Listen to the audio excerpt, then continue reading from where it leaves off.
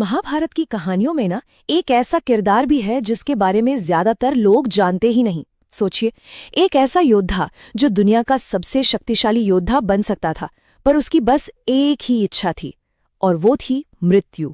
जी हाँ, आज हम उसी की अनोखी कहानी जानेंगे। अच्छा, अगर मैं पूछूं कि महाभारत का सबसे पावरफुल वॉरियर कौन था, तो दिमाग में क्या नाम आते हैं?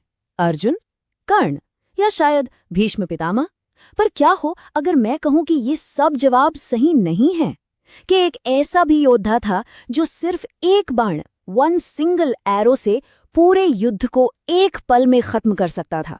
तो ये कहानी है बर्बरिक की, घटोत्कच के बेटे और महाबली भीम के पोते। और ये कोई आम योद्धा नहीं थे। इनका लक्ष्य दुनिया जीतना नहीं था, बल्कि कुछ ऐसा था जो कोई दूसरा योद्धा शायद सोच भी नहीं सकता। बर्बरिक की पूरी कहानी को समझने के लिए ना मोक्ष को समझना जरूरी है। हिंदू धर्म में मोक्ष को लाइफ का अल्टीमेट गोल माना जाता है।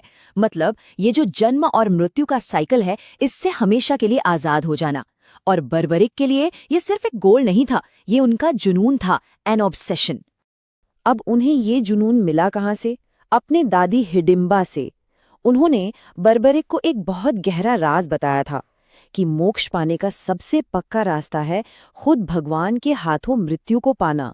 और बस ये एक बात बर्बरिक के मन में घर कर गई। यही उनके जीवन का एकमात्र मकसद बन गया। तो बर्बरिक ने एक प्लान बनाया, एक ऐसा प्लान जो सुनने में ही नामुमकिन लगे।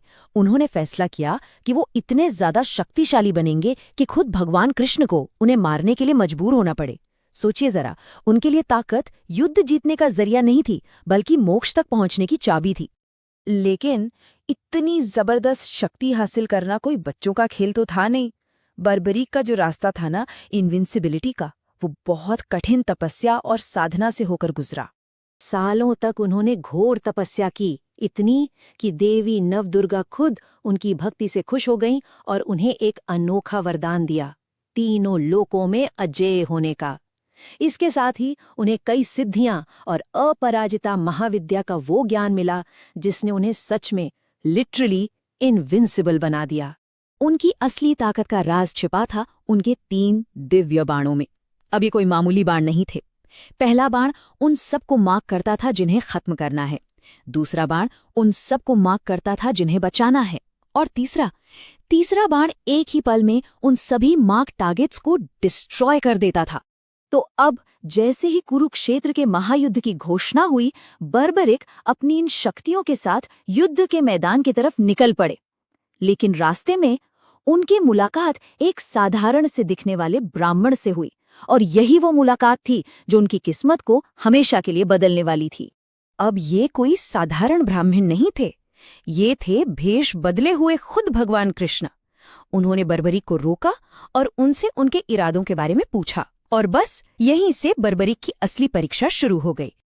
बर्बरिक ने पूरे कॉन्फिडेंस के साथ कहा, इस पूरे युद्ध को खत्म करने के लिए मुझे सिर्फ एक बाण और एक पल लगेगा। अब बर्बरिक के इस दावे को टेस्ट करने के लिए उस ब्राह्मण ने उन्हें चैलेंज दिया। उन्होंने कहा, अगर तुम सच कह रहे हो तो अपने एक ही बाण से सामने वाले इस पीपल के पेड़ के हर एक पत्ते को छेद कर दिखाओ।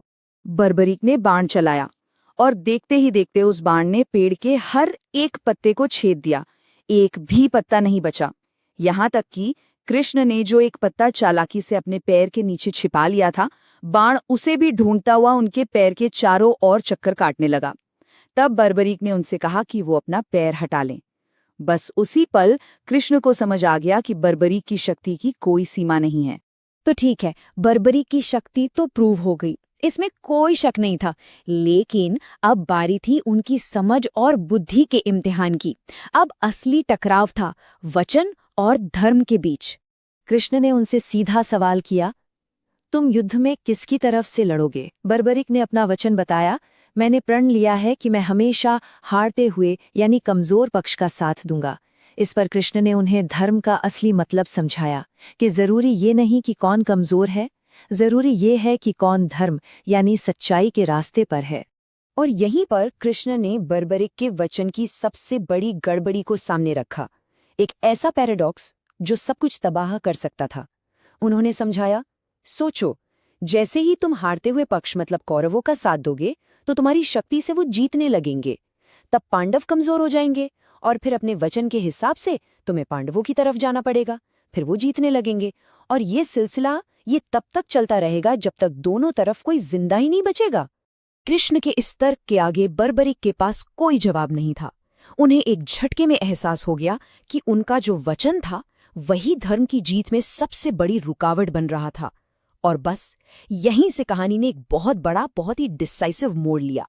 कृष्ण ने साफ साफ कह दिया कि बर्बरिक की शक्ति और उनका वचन ये दोनों मिलकर धर्म युद्ध के पूरे मकसद को ही खत्म कर देंगे। इसलिए उन्हें इस युद्ध में हिस्सा लेने से रोकना ही अब एकमात्र रास्ता बचा था। और फिर उस ब्राह्मण ने अपना असली रूप दिखाया। भगवान कृष्ण अपने दिव्य रूप में प्रकट हुए और उन्होंने बर्बरिक से एक ऐसा दान मांगा जिसकी कोई कल्पना भी नहीं कर सकता। उन्होंने बर्बरिक से दान में उनका सिर मांगा। और यहाँ आता है कहानी का सबसे बड़ा ट्विस्ट।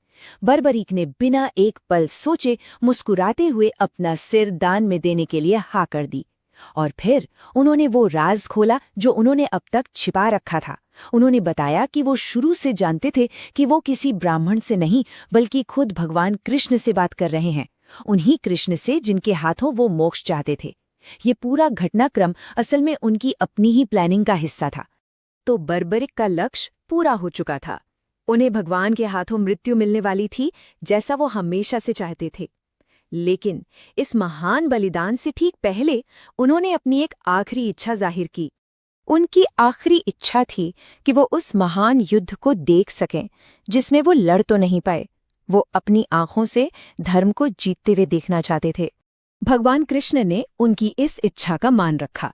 बर्बरिक के शीशदान के बाद कृष्ण ने उनके जीवित सिर को पास की एक ऊंची पहाड़ी पर रख दिया और वहीं से उस महान अजेय योद्धा ने पूरे 18 दिन तक धर्म और अधर्म के बीच चले उस महासंग्राम को अपनी आंखों से देखा। बर्बरिक की ये कहानी अपने पीछे एक बहुत बड़ा सवाल छोड़ जाती है। क्या असली ताकत शक्ति को पाने में है या फिर उसे सही समय पर त्याग देने में? क्या धर्म की रक्षा के लिए अपनी सबसे बड़ी स्ट्रेंथ को ही सैक्रिफाइस कर देना अल्टीमेट धर्म है? ये एक ऐसा सवाल है जो सोचने पर मजबूर कर देता है।